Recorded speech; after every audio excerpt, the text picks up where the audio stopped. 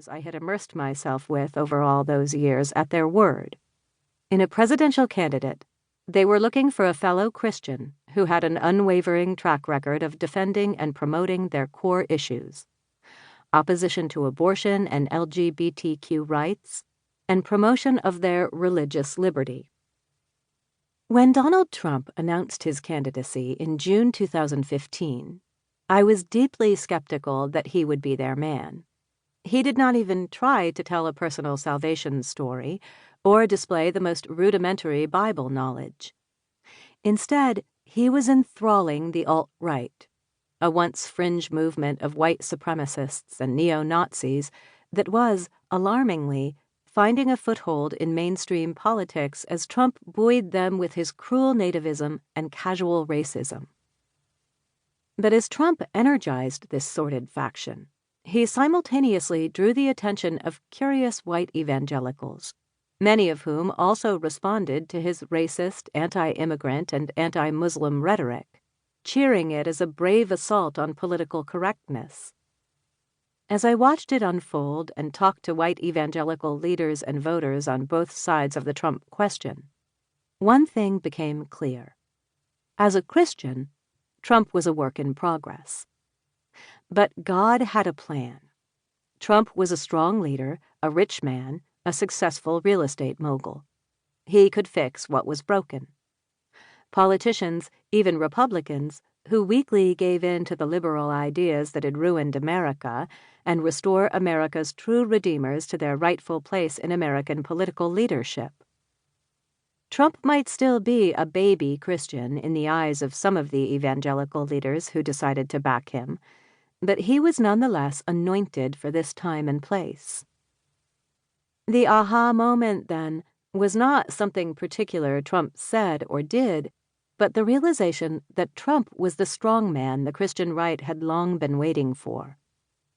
They had been waiting for a leader unbowed, one who wasn't afraid to attack head-on the legal, social, and cultural changes that had unleashed the racist grievances of the American right, beginning with Brown v. Board of Education and persisting through the 1960s and 70s in opposition to school desegregation and government policies to promote it, long before evangelicals made opposing abortion their top issue.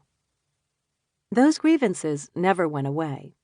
The conservative movement's right flank perpetually groused that the Republican establishment had too often made concessions to the liberal political order that had stolen away the rights of Christians, of parents, of whites, and of churches, even America's very foundation as a Christian nation.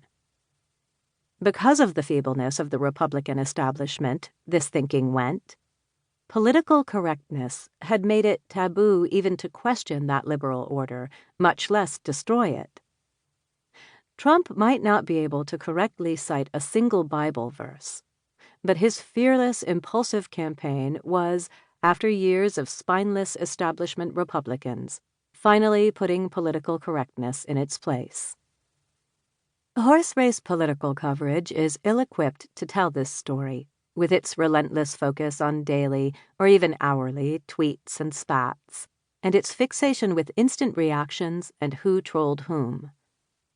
The full story of this seemingly unlikely alliance between Trump and the Christian right spans decades of American political history, its contours shaped by the machinations of 2 generations of political organizers, lobbyists, and consultants, its possibility realized by the evolution of American Christianity in the age of prosperity, television, and later the Internet.